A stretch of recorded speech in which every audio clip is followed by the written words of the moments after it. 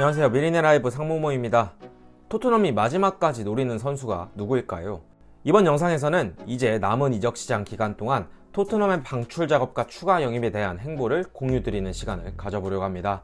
이번 시즌 이적 기간은 6월 10일부터 9월 1일까지입니다. 이제 이적 시장 마감까지 약 1주 정도 남았습니다. 토트넘은 지난 시즌 종료부터 이적에 대해 굉장히 발빠르게 움직였습니다. 무려 7명의 선수를 여태까지 영입한 토트넘이죠. 전력에 꼭 필요한 선수들만 영입하며 기존 선수들과 조합을 찾아내가는 과정 중에 있다고 볼 수 있습니다.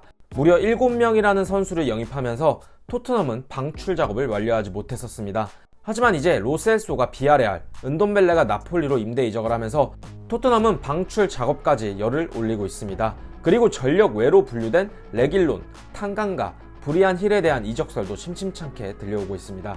이 선수를 다 내보내게 된다면 토트넘으로서는 이 선수들의 공백을 메워 로테를 돌 수 있는 추가 선수의 영입이 분명히 있어야 할 것입니다.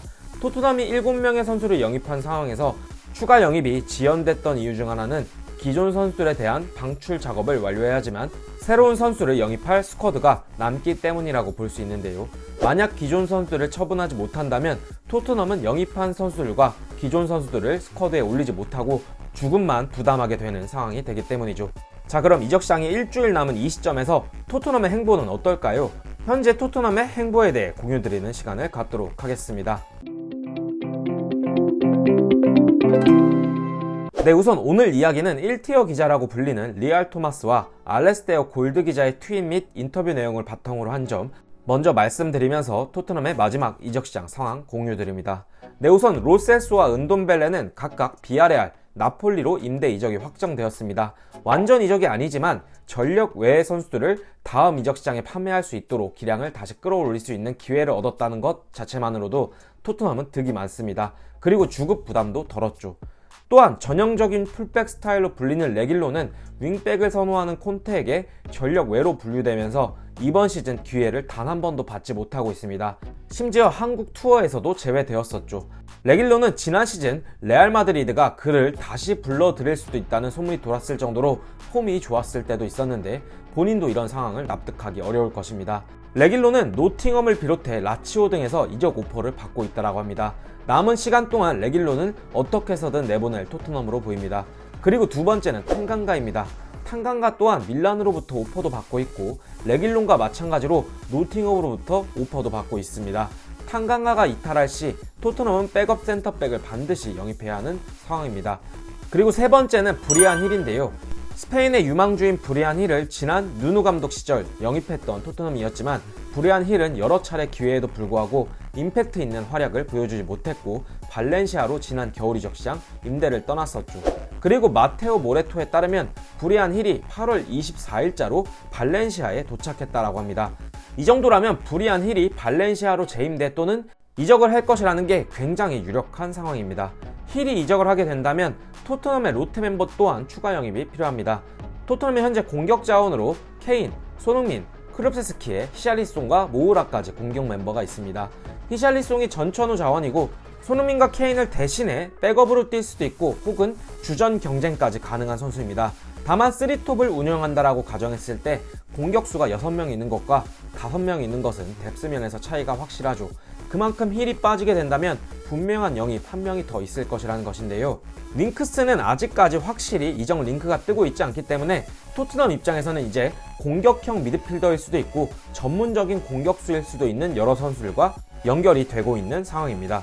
우선 리알 토마스는 현실적으로 생 막시맹, 아다마, 반스, 메디슨, 파케타의 영입 가능성은 없다라고 말했습니다. 생 막시맹은 뉴캐슬의 핵심 선수로서 뉴캐슬이 팔기를 싫어하고 아다마는 우윙백 자원으로 거론이 되었지만 현재 토트넘의 우윙백은 넘쳐납니다. 더군다나 힐을 대체하는 공격형 플레이 스타일도 아니죠. 그리고 반스와 메디슨도 레스터의 핵심 자원이기 때문에 구단에서 판매를 꺼려합니다.